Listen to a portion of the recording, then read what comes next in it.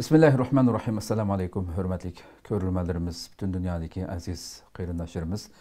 Qalbdan qalbga namlıq programımızın 10. sanlı görüşünlerini karşılayımız. Ben Abdullah Yalqun. Aziz kıyırındaşlar, elbette ilgirki yıllardaki deklam bu yılki mübarek Ramazan eydimi her günü muşu milletimiz için tunulgan alimlerimizi teklif kılıp bu mübarek ayda her günde yeni bir mezmun bilen hayatımızı tixinmek ma'ni qo'shgan ve şu sözlengen temalardaki Kur'an sünnetinin nuru astida sözlengen bu mezmunlardan haqiqiy paydalanıp kunlarimizni, minutlarimizni tixin ma'nilik şekilde ötküzüş niyetida ötküzayotgan programmalarimiz devam qilyotidi. Allah subhanahu ve ta'aladan elbette mana 5-5 gün Ramazan'daki 3'ten bir kısmı tüygen ahvolga kelib qoldik. Allah subhanahu ve ta'ala tutkan rozlarımızı, barlıq emellerimizni dergahide kabul kılışını tüvencik bilen Rabbimizden sorayımız. Bugün elbette temimiz tünügün eğlanımızı beğendik. Hakiki hemkarlık temimizde söhbetleştik Allah'ımızı eğlan beğendik. Elbette tema nurgun xilmi-xil sorularda devamlı sözlenip kelivatkan Kur'an ve sünnet mi, dinimiz mi devamlı halette müminlerini bu haqda ittifaqlıq, hemkarlık meselesi de nayeti küçlük, nurgulluğan yerlerde agahlandırıp kilovatkan, yol yoruq berip kilovatkan mesele. Şunun için bu temada bir söhbetli şeyde olduruptuk. Bugünkü aziz mihminimiz hemen tanışık boğan hürmetli ustazlarımızdan Şarkı Türkistan Ölümana Birliği azası Mahmudcan Damallam teklif kıldık. Kıymetli vaktin çıkarıp kadem taşırıp belgeldiği için köp rahmet etimiz. Allah razı olsun. Allah razı olsun. Kadirli görürmelerimiz, programımız YouTube ve Facebook kanallarımız arkalık tarıqlıvatıdı. Ekran alda çıkıp duruyatkan numarımız şunakla. İctimai uçur vasıtlardaki alaqı vasıtlarımız arkalık programımızga alaqadar. Her kandak fikir teklif bolsa, berişanlardan suallarınlar bolsa, soruşunlardan ümit kılımız. Şundakla köpligen kıyındaşlarımızdan paydalanış üçün hem bahirlap koyuşuna hem unutmayslar. Ondaqda bir vasıta programımız kelip ketken bolsa hürmetli ustaz. Elbette yuqur diginimdek dinimiz devamlı halatda bu hemkarlık meselesinde Müslümanların ki her kandak bir neside galibi kılışı üçün meyli dünyalık işlerde bolsun, meyli ahiretinin ecrinde mesela cemaat meselesi mi devamlı bunun gırgıbetlendirişi mi, yani bunu kösüp durgan mesele. Şunun için bunu biraz vaktimiz kısa olan bolsun, bu işini bir içişki bir tiretsek. İslam'da hemkarlıktan maksat nima degan so'zdan başlamasak. Euzubillahimineşşeytanirracim. Bismillahirrahmanirrahim. Elhamdülillah ve salatu ve selamu ala Resulillah thumma amma ba'd. Esselamu aleyküm ve rahmetullahi ve berekatuhu. Allah subhanahu ve ta'ala dünyanın her qaysı şeylerdeki Şarkı Türkistanlık Müslümanların ve dünyadaki Müslümanların yaxşı emellerini kabul kılsın. Bu aydan hemmimiz Allah'ın rahmetiga erişip cennet kirgenlerden bulup bu ayını bütküzüşünü Allah subhanahu ve ta'ala'dan tileymen. İkinci bulup aslında bu yukarıda sorgan hemkarlık hakkında, yani İslam'daki hemkarlık ne bu deyse. Aslında biz insaniyet hayatıga, tarihiga, dünyadaki bütün kainatı qarsak, her kandak bir halk yoki bir millet özünün kelgüsünü tikilmekçi bolsa, terakki kılmakçı bolsa, güllenmekçi bolsa, devletlerini texmu güçlük bir haletke ekilişini isteyen her kandak bir halk, bu fakat hemkarlık bilen qo'lga keldi. Devletlerinin tarihi qarsak, insanların tarihi qarsak, özara birisi bilan hemkarlaşalıgan ve birisi bilan birlikte iş kılalıgan, bir gayin tikleş üçün tirişçilik kılalıgan milletler, tarihten bu yan devlet kuralıgan, güçlangan, dünyanı soğan milletler şu. Kandak bir millet, meyli Müslüman bolsun, yoki Müslüman bolmasun, özara birisi bilan hemkarlaşamaydiken, birisi bilan her daim uruş bilan, düşmanlik bilan yaşaydiken, bundak milletler devlet kuranmagan, hatta devlet kurgan bolsun, bu devletlerini tutup duranmagan. Bu devletler azgın vakittin keyin içki uruşlarınki, talaş tartışlarınki sebebidin bu devletler şu yıkılgan. Belki bunun emeli misallardan biri biz. Yani biz tarihta nurgun küçük devletlerini kurgan milletler işidin. Yani tarihimizde meyli İslam'dan ilgiri, meyli İslam'dan keyin alohida kuchli davlatlar qurilgan.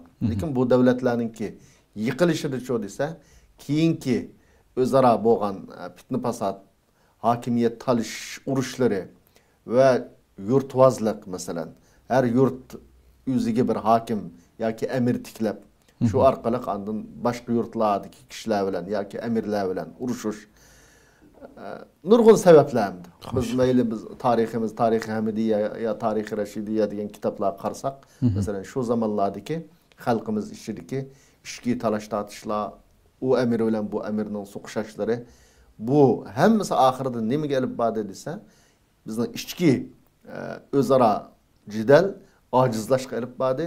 Keyinchi desa, boshqa Xitoydan iborat bu millatningki bizning zaminimizni besib olishiga shu sabab bo'ldi. Nima desa, ichki talash tortish. Xo'sh. Shuning uchun hayotimizda biz yana shu g'alba qilamiz deydi ekanmiz, davlatimizni qo'limizga olamiz deydi ekanmiz, bir sharafni, izzatni qo'lga keltiramiz deydi ekanmiz, cho'qim hamkorlik bo'lishi lozim. Hamkorlik degan nima desa, hamkorlik degan o'rtaq manfaatni vujudga chiqarish uchun har qanday bir xalqningki o'zaro birsi bilan birlikda ish qilishi, birlikda g'oyaga yetish uchun birsiga yordam qilishi, birsi bilan bir holatda yashashi demak. Shuning uchun biz masalan islom dinininki ta'limotlari qarasak, Qur'oni Karimga qarasak, Payg'ambar alayhissalomning hayotiga qarasak, hatto ilgirki payg'ambarlarning hayotiga qarasak-mu desa, bu o'zaro hamkorlikni biz uchirtamiz. Mesela ilgirki payg'ambarlarning hayotiga qarasak, Musa alayhissalom bilan Harun alayhissalomning voqeasi. İcalli vaziran deb Musa alayhissalom o'ziga bir yordamchininki o'zining qarindishining o'ziga yordamchi bo'lishini Allohdan talab qilgan. Alloh subhanahu va taolo bu duosini ijobat qilib Harun alayhissalomni shu desa payg'ambar qilgan. Xo'sh. Mayli İbrahim alayhissalom bilan İsmoil alayhissalomninki Ka'bani bino qilish voqeasi bo'lsin masalan. Bular Qur'oni Karimda bu o'rtaq bayon qilinadi. Bu ikkalan bunda Ka'bani shu yasab chiqdi deb. Payg'ambar alayhissalomning hayotiga qarasak, payg'ambar alayhissalom hatto islomdan ilgari, ya'ni payg'ambar alayhissalomga vahiy kelishdan ilgari-mi desa, odatda Makka mushriklari bilan hamkorlashib qilgan ishlar bor. İslamda o tabiiy holda bor. İslamdan ilgari mayli Hajrul Aswadning joyida, ya'ni o'z o'rnida quyosh masalasi bo'lsin, shu chaqda arablar ichida talash tortish chiqqan. Kim qo'ydi buni? deb payg'ambar alayhissalom desa, yaxshi fikrni o'tirib qo'yib, buni har qabila buningga sheriklashsin, har qabila buning bir hassi bo'lsin degan asosda arab mushriklarini hamkorlashtirib, jidalning oldini olib Hajrul Aswadning joyida qo'ygan voqeasi bor.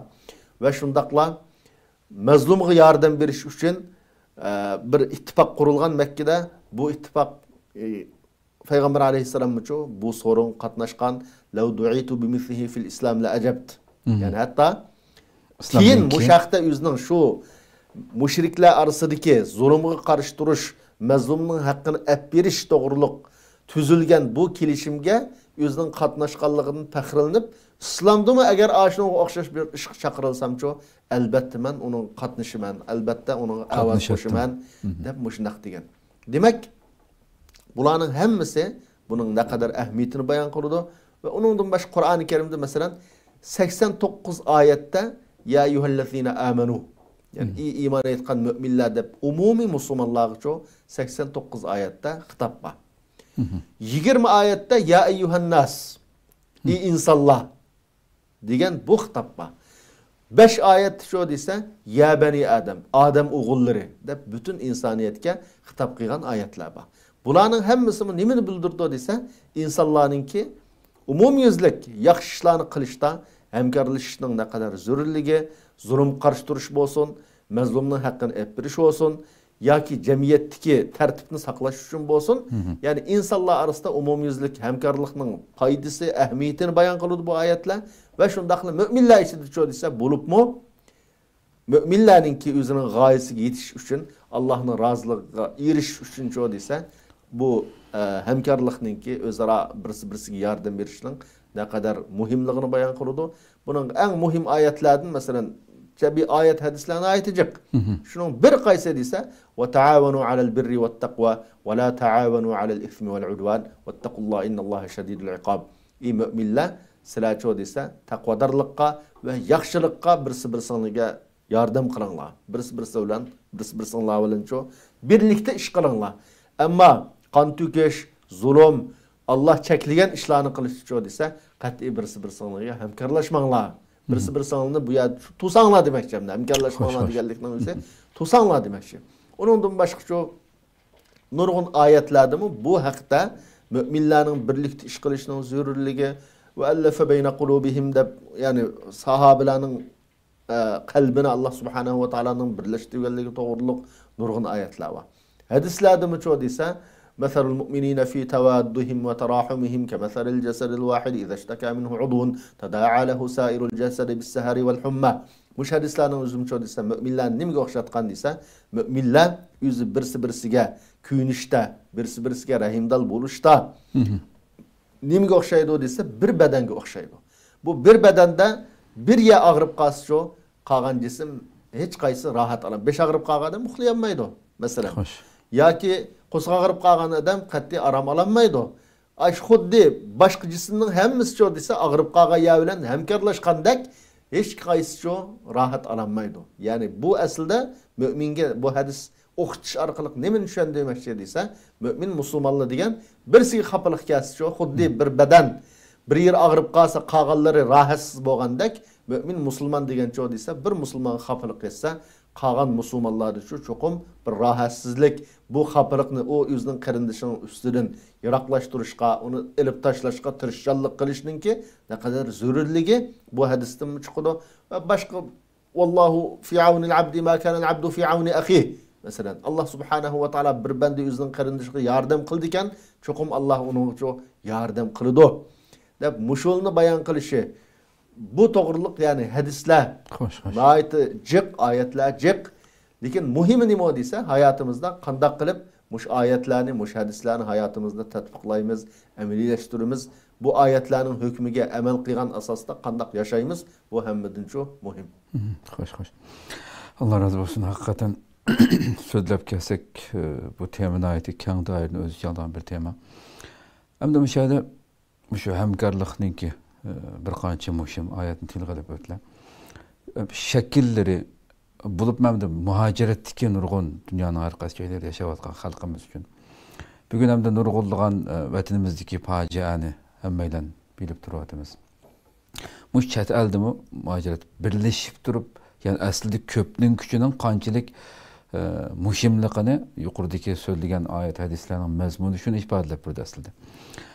Ham buniki shakllaridan bir qanchani tilga olsak, ba'zilarida millatimizning ichidagi masalan shaxslarimiz bo'lsa cho'ng ish bo'lsa, bo'lmasa ushaq-tushak ishni ko'zga kelmaydigan, aslida bir binoning qurilishida uningga bir xishni olgan insonmi millatda bir oxirgi natija qo'lga kelgan vaqtida shu binoni qopurgan shuningga hassi bo'lganning hammasi Allohning oldida ajrga erishadi. Ko'pincha insonlar masalan yillardan buyon muhojirat qilinayotgan ishlarningki ya natijasini aniq bir ko'rib bo'lmaganligi uchun ish qilayotganlarning keyinda har xil gap chiqadigan yoki ko'z kelmaydigan bu ish bilan ish bo'lmaydi deb bu dushmanga qarshi qilinayotgan ishlarni sal qaraydigan, kichik ko'radigan va buning natijasida hamkorlashib bir yandan bosh chiqarib shu sohadagilarni qo'llash, quvvatlash, bu ishi bag'an siri muhojiratda ojizlab ketayotgandek bir ko'rinishni his qilyapmiz masalan. Bu nuqtadan shakllari haqida biroz bir fikr qilamiz. Tabii halda yuqoridagi oyatda aniq bayon qildi. Ya'ni siz har qanday bir yaxshi bo'ldi ekan, taqvodorlik bo'ldi ekan, buni hamkorlashing. Bu birinchi tur. Ikkinchi tur har qanday bir nacharlik bo'ldi ekan, eskilik bo'ldi ekan, gunoh ma'siyat bo'ldi ekan, buni qat'iy hamkorlashmang dedi. Xo'sh. Biz bu dünyani tushunishimiz ve insanı tushunishimiz lazım. Yani insanda aslında bazı insanlar o'ylaydi ki malaika tasavvur qiladi. Yani insanlar perishtedek olsa, perishtedek hammasi shunda güzel ahlaklık olsa, hammasi günah ma'siyatdan yiroq olsa, havoyi havasdan yiroq olsa, ay perishtedek olsa, onundan keyin andın men şu bilan perishtedek insanlar bilan birga ish qilatam deb tasavvur qiladi. Bu aslında insanni tushunmaganlik. Nima uchun Qur'oni Karimda, Payg'ambar alayhissalom hadislarida bu hamkorlikni nima uchun shunday qiziqtirdi? Nima uchun nurg'iyadil ta'kidladi desa, insonning buni, ya'ni o'zining nafsini, havoyi havasini yengib hamkorlashishning naqadar zo'r qiyin ish ekanligi sababidan shuning uchun Qur'oni Karimda nurg'iyadil buni ta'kidladi. Asl asallan bir ish bo'lsa, unda ta'kidlashning hojati yo'q. Masalan, Qur'oni Karimda ballarınlık yaxşılık qilinglar deb yo'q bu yerda. Nima uchun? Chunki insonning vujudini hayvondan tortib, hammasining vujudi shu desa, tabiiy bo'lgan o'zining ballariga kuyinish, o'zining ballarini yaxshi ko'rish, o'zining ballarini qo'g'dash tuyg'usi, hissiyoti shu insonda bor. Shuning uchun ballaringizga anda yaxshilik qilinglar, manda yaxshilik qilinglar deb yo'q. Ammo ota-onangizga yaxshilik qilinglar deb bor. Tabii halde ballarını yaxshi tarbiyalash to'g'riliq yo'l yo'riqlar bor. Lekin ota-onaga yaxshilik qilinglar degan shaklda shu desa, ballarga yaxshilik qilishga undaq alohida qiziqtirish buyruqlar yo'q. Nima uchun desa, insonning vujudida bor narsa. Xo'sh. Asli insonning vujudida nima bor? Insonning vujudida hasad bor, takabburlik bor. Har qanday insonda men sapning bashiri bo'lsam, hammasining boshlig'i men bo'lsam, men so'sam deydigan bu shaxsiyetçilik insanın vücududur bak. Bu shaxsiyetçilikni kim yangiyalaydi desa, haqiqiy ixlosmand insonlar. Qilgan ishning natijasini, mukofotini Allohdan talab qilgan. Alloh mukofotlaydi. Qilgan ishning ajrini Alloh berdi deb o'zining mushu shaytoniy havoyi havaslarini mag'lub qila olgan, buning ustidan kilaligan inson cho desa, haqiqiy o'zining qarindoshlari bilan hamkorlasha oladi. Lekin hammadan buni qila olamdi desa, buni qilolmaydi. Shuning uchun tanlangan odamlar qila oladi. Shu Qur'oni Karimda nima deydi desa, "Fala va robbika la yu'minuna" yana bir oyatda, "Va law sha'allohu la ja'alakum ummatan wahida." Agar Alloh xohlagan bo'lsa, sizlarni xuddi malaikalarni bir ummat qilgandek, sizlarni bir ummat qilib hech qanday arangizda talash tortish yo'q holatda yaratishga Alloh qodirdi. Lekin unda qilmadi. Unda qilmagan bo'lg'achqa sizlar hayotingizni ixtilof qilisizlar deydi o'sha. Va lizalika xalaqahum deydi. Ay ixtilof qilishinglar o'zaro bu. Chunki dunyodagi sinoq bu. İmtihan bu. Yani imtihan qulayli bo'lsa, har qanday inson imtihondan o'tirishini ham yo'qmi? Maktabda masalan, odatda savol qochirilgan bo'lsa, sirtqa hammadan javobi qarab oliblam kirsa o'quvchi, hemen asallam o'tiri imtihondan. Qachon o'tolmaydi desa, zo'r bo'lsa o'tolmaydi. Bu dunyodagi hayot, nihoyatda qiyin hayot bo'lg'achqa, bu imtihon zo'r bo'lg'achqa, nurg'un insonlar bu sinoqdan, bu imtihondan o'tolmaydi. Shuning uchun islom nimani ta'kidlaydi desa, insonni takabburlik qilma deb ta'kidlaydi. Cheklaydi takabbur qilishdan. Hasad qilma deydi.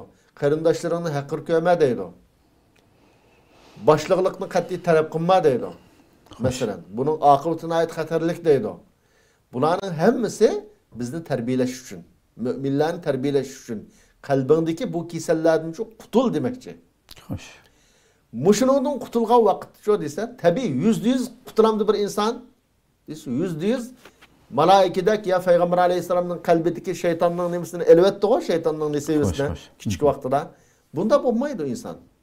Bir insan Allah'tan talep durup nurgu vakitte kesellerden kurtuluşu mümkün. Lekin malum vakit şu yani o keselge giriptar bu qilishi mümkün. Şunun için ben muşu vay teşkilatçı biz zade iş kılanmaydıgan millet, biz zade hiç işini kılanmayımız o bu dep üzümüz kamçılap. Ya ki siyasi hareketlerini kamçılap, iş kılıvatkallarını kamçılap, üydoltağın adamlarga deymen ki, siz nima iş kıldınız? Sizden bu hayattaki rolünüz nima?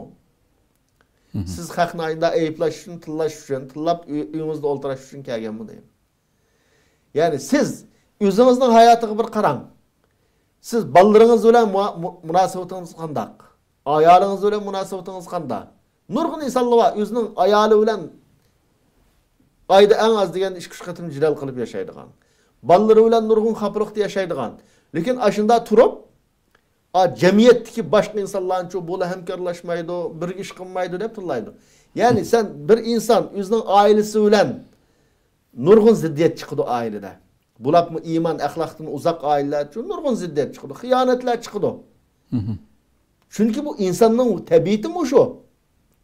Yani özünün ailesi bilen, özünün akineleri bilen, karındaşları bilen, jutluqları bilen mesela yakın adamları bilen birge ötenmey cidelleşip kalıvatkan, birisi bilen kapılap kalıvatkan, adavetleşken turup andın sırtta hele obdan hemkarlaşıp iş kılıvatkan adamını şu yaratmaydıgan iş var.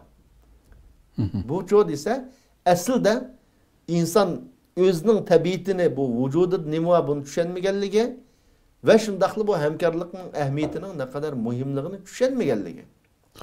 Eğer düşünseydi ben mesela benim ballarım kap kılıvattır o. İnsan hazır ballarımız nurgun insanlığın balları kap kılıvattır o. Mesela ballarımız canıda atanız diyen işini %100 kılamdı o. Kılmaydı o. Mesela aşında tuğan ya da tabi halde çoğu ise cemiyetteki insanlar bu her insan talep kıyganını kıplamıydı o.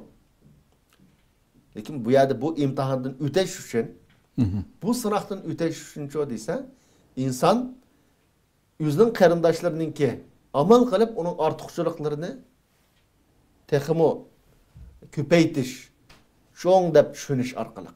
Kemçilliklerini, hatalıklarını kömez seliş arkalık. Ya ki efu kılış arkalık andın hemkarlaşıp çıkıyan oldu. Her adam mesela üz izdigen boyunca, üz harıgan boyunca palanı adam ya palanı teşkilat ya palanı başkan men oylagandek bolsa andım ben onun öyle iş kılaman. Bomuz iş kılmayman degen tosa belki bu insanın özünün balları, xotilleri o insan üz oylagandek emas. Aşın öyle mesela xotinim beni xap kıldı dep ayda bir qatım xotini talaq kılam de insanlar. Ballarım xap kıldı dep ballardan vaz keçip qoğlamdı sırtqa. Bunu kılmaydı o. Yani akıllık insanlar kabulap qalgan xotin bilen yaşaydı yani keyin afu kılamam dep keçirim suruşap mesela. Balları her qancha xap qilgan bolsa yani keyin afu qildi ve Mekke balam deydi. Nima üçün desa ailenin ki muqimligini, ailenin birligini saqlash üçün nurgun özara ko'ngil ag'rishlardan o'zaro xafalıqlarni uchun insonlar birisi-birisini afu qiladi. Ammo shunda siyosiy harakatga, tashkilotlarga ya sirtki ishga bog'liq bo'ldi, bir xatalashib qolgan bo'lsa, ya bir qatim ko'ngil ag'rib qolgan bo'lsa, uni yillar bo'yi unutib ketmaydigan gap. Nega bo'lsa uni ko'tarib yuradigan gap. Yani bu nimin tushundirdi desa, shu insonninki o'zining oilasining manfaatiga bo'lgan ailesinin menfaatini, birligini qoğdaşqı bolgan bu insandaki hissiyat, tuygu, vatanning mustaqilligi üçün, zalim qarıştırış üçün, zulümden qutunuş üçün bolgan hissiyatıdın, bunun güçlük ekanligi, anıga zalim qarıştırış hissiyatının ne kadar aciz ekanligining dalili. Ne kadar aciz ekanligi. Eğer o güçlük olsa, elbette xuddi ailesinin menfaatini qoğdigandek, ailesinin buzulmasliginin aldını alish üçün nurgun qatim özünün açığını yutkandek, özünün qarindoshlar bilan bo'lgan munosabatni çoğu desa, açığını yutgan bo'ladi. Afuchallik bilan muomala qilgan bo'ladi. Shuning uchun ben bütün alaqa boshqalarni qamchilab, jamiyatni qamchilab, uyda baka o'ltiradigan insonlar çoğu desa, bu en ahmak insanlar yani. Hoş. Her qandaq bir şahsının çoqum bir hassi bo'lish lazım. Evet. Bir hassi bo'lsa, uçaqdı çoğu andan mümkün o başta olmasligi mümkün. Peygamber Aleyhisselam bir hadisi var.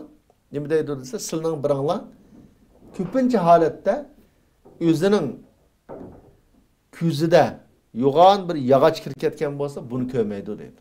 Yani o'zining ko'zdagi yoğan yağaçni ko'rmaydi. Ammo qarindoshining ko'zidagi qilni ko'rdi degan. Deli şu devirde yaşadı. Ha, insanlar mushunda. Yani o'zida yüklep qo'ysa ko'tarilmaydigan, kilo olsa tonnalab chiqadigan nurg'un kamchiliklar, nurg'un xatoliklar, nurgun hurulliqlar, nurgun beparvoliklar turib, lekin boshqalarga kelgan vaqt shu desa, o qarash xuddi boshqa odam perişte süpetli bulaş lazım. Hoş. Doğru. Bu ne kadar insafsızlık. Bu acayip insafsızlık. Şunu için biz Kur'an-ı Kerim'e kaysak, İslam'ı kaysak çoğu deyse, çokum insanlar birisi. Şu nurgun ayetlerde mesela ruhamâ'u beynehum. Muhammedur Resulullah vellezine amenu ma'hu eşiddâ'u alel kuffâri ruhamâ'u beynehum. Ola kafirlar çoğu karşı, şundak şiddetlik. Meydanı uçuk. Bu iman keltügelle. Ama öz arıldırdı çoğu deyse, birisi şundak küyümçan. Birisiga şundak küyündüğün, efu kıldığın. Başka hadisinde el-mu'min ye'lef ve yu'lef. Ve la hayra fi men la ye'lef ve la yu'lef. Mümin diyen çıkışıdı ve çıkıştırılır. Yani başkalarıyla çıkışıp, hemkarlaşıp yaşayalaydı. Hoş. Bundak hemkarlaşıp iş kılanmaydıgan, hemkarlaşıp yaşayanmaydıgan adamdı çoğu. Yakşılık yok adam bu diye. Yakşılık ba adam kalbide imanı kuşluk adam çoğu deyse çoğum başka Müslümanlar bilen yüzden karındaşları bilen hemkarlaşıp iş kılalaydı. Kim ki yüzden karındaşları hemkarlaşıp iş kılanmaydıken her daim cidal, fitne pasat, muşinin keyinden jüreydiken bu insanda çoğum yakşılık yok insanda. Allah sağlasın, saklap kalsın hemimiz iş kılıp. Hakikaten iş kılıp muşu ahirde programımızın vakti az kaptı. Hazır muşu yukarıdaki ayette asli ayetinin 5'de bütün asli umumi bir düşündürülgen ayet koyayım dergi. Yaxşılıkның yollarına her qandaqada hemkarlıkta buluşumuz ve alel ismi vel udvan. Hem de hemkarlıkı bulmaydigan sahada aslında bu ayetning o'zi her qandaq meyli dini cihatdan bo'lsin, meyli milliy manfaatimizga qarshi bo'lgan her qandaq narsada u sabti bo'lib qolmasligimizni ogohlantirgan bir oyat hamda. Buni qisqa bir shaklda tushundirish bilan birga biz bilgan millatimiz bu imtihondan bu buyurilgan intayin muhim bo'lgan bo'libmi bizningki da'voyimizning texnik kuchlanishi uchun ittifoqimizning hamma narsamizning kuchlanishi uchun bo'lmaydigan bu nuqtada biz nadamiz yani. Bu imtihandan o'ta oldikmi biz yani. Biz en birinci olab dünyanın her qaysi şeylerde olsun. Xitay bilen hemkarlaşıvatqanlar en xatar üstüde yani. Hazır kadar dünyanın her qaysi şeylerde Xitay zalimleri bilen hemkarlaşıvatqan. Bularning xizmatini qilayotgan, o'zining qarindoshlarını shularga setavatqan, xiyonat qilayotgan insonlar her yerde yok emas, her yerde bor. Azdır ya köptür. Birinci olab muşu münasebet bilen her bir insan Allah Subhanahu ve Taala'ga tövbe qilsa Allah tövbesini qabul qiladi. Qalbida iymoni va men musulmon degan bir Türkistanlık, Uygur ya ki hatta yüzünün İslam'ı asas bizden Uygurlar umumizlik Müslüman ya ki dini talimatlarga amal qildiganlığa köp sanda ya ki bir kısım çoğu amal qilmaydiganlığım yok emas. Her bir insan meyli İslami noktayı nazardan bolsun. Meyli milli noktayı nazardan bolsun. Ve Xitayga hizmet qılıvatqanlar, Xitay bilen öz halkının ziniga hareket qılıvatqanlar çokum tövbe qilish lazım. Allah tövbesini qabul qiladi. Bu tövbeni hatta başka hem yagi ilan qilib men mandatim deb ilan qilishning zururiyati yo'q. Umum halda o insan tövbe qilib ayishtin şu o'zininki qo'lini yig'ish lazım. İlla bir tunulda mesela falani manda adam deb tunulganlar ilan qilish lazım. Xo'sh. Men manda emas bu ishni tövbe qildim deb. Ama tunulmagan nurg'un inson bor. Bular bunun akıbetinin ne kadar dünyada ve ahirette. Bular ahiretteki bunun azabı hatta kafirliğin ağır. İnnel münafikine fid derkil esferi minen nar diyor Kur'an-ı Yani baş kafirler hakkında ma şekilde yani süpetlemek ilkem. Tabi devzak kirdi. Münafıklarını çoğu ise acayip devzakның en ağır azap bulduğun, en astıra dep de soruldu. Shuning uchun buna tavba qilish lozim. Qat'iy zolim bilan hamkorlashishga, ishg'olchi bilan hamkorlashish shar'iy tarafdan bo'lsin, milliy tarafdan bo'lsin, har tarafdan cheklangan, har tarafdan harom ish. Yani bunu bir sağlam aqli va har qanday narsa bahona qilib turib qololmaydi. Har qanday narsa bahona qilib qololmaydi. Mening vatanimda ata-onam so'lab qo'ydi yoki qarindoshlarim so'lab qo'ydi, uni qildi, buni qildi. Hammasi bu qo'rq gap. Xo'sh. Yani bu bahona emas. Bu bahona emas. Shuning uchun har mush ishni qilayotganda tavba qilish lozim. Ikkinchi, har doim yoki bir dindarni yomon ko'rish sababidan musulmonni yaxshi ko'rmaydi masalan. Ya saqalliqni yaxshi ko'rmaydi masalan. Yoki vatan uchun xizmat qilayotgan bir tashkilotni ya bir shaxsni yaxshi ko'rmaydi. Bu sababdan Xitoyga ishlamasimi, lekin natijada Xitoyning manfaati uchun ishlaydigan bir muncha odam bor. Yani her daim qildigan ishi fitna fasad, terish. Şu o teşkilatning, bu teşkilatning ya falan dindarning ya falan saqalliqning g'ayvatini qilish.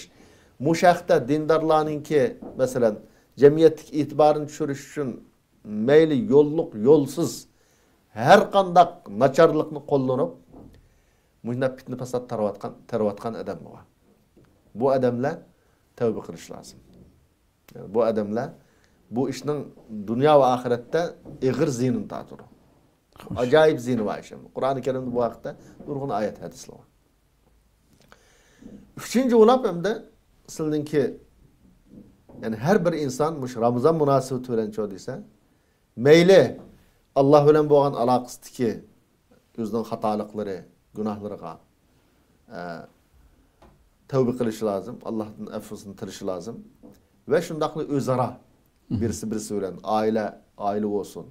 Meyli cemiyetteki ağayin dostları olsun. Bular çoğduysa özara birisi bilen affu qilishi birisini.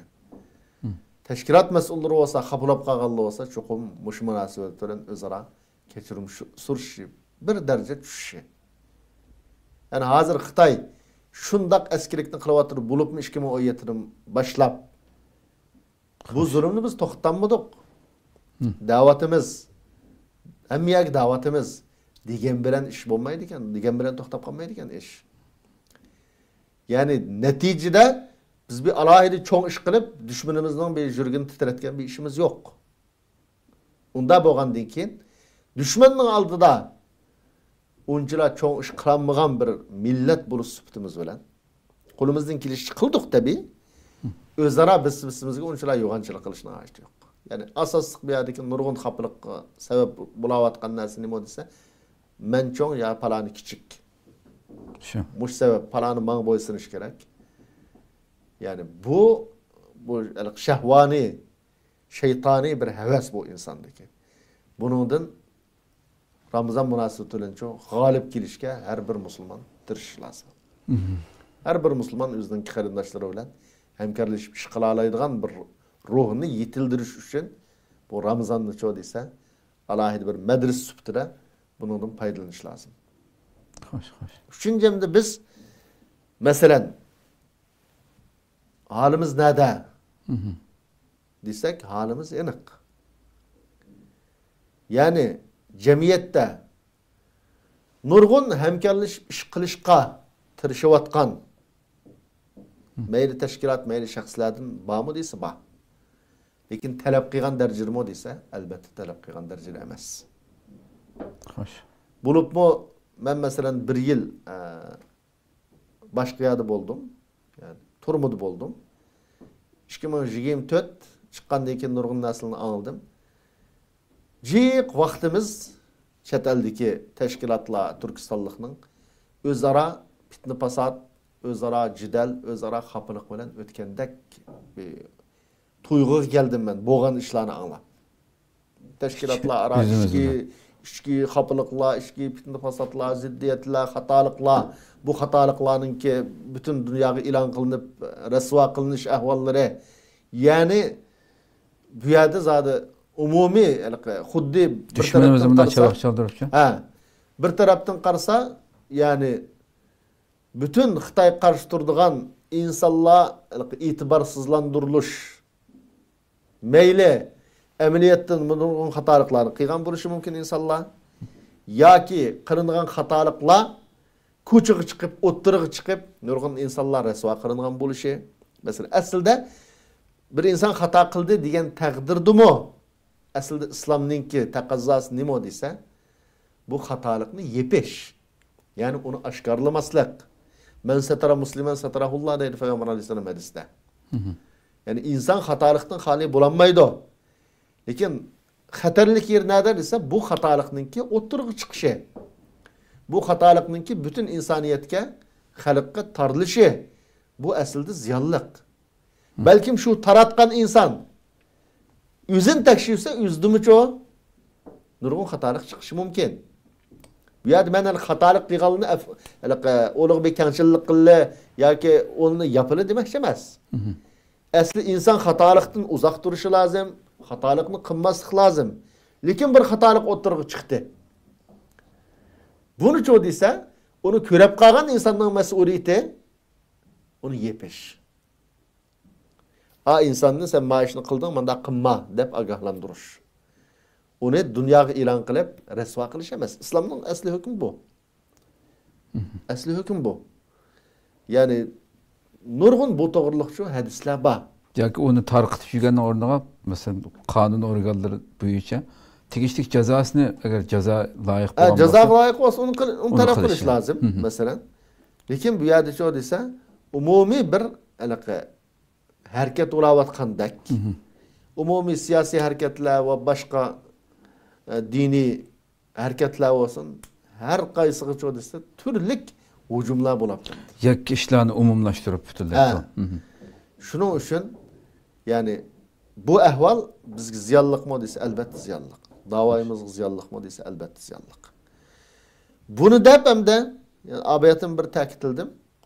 Yani bu boğan fitne pasatını ya boğan hapılıkını dep ya ki bunu bana kılıp zalim karıştırışını çekiniveleş ya ki öyde olturuveleş ya ki hiç kanda adam bilen ben iş kılmayman deyiveriş doğru mesela. Hoş. Muhim nokta bu yani. Cemiyet manda olup gitti. Dep mesela. Vay nimiş kıyın oldu bu cemiyette diyen ma bana alavılın çoğu deyse arkanda hizmettin, zalim karıştırıştın, vatanның davasını kılıştın, küreş kılıştın, buşşap kılış bu doğru emez. Hoş.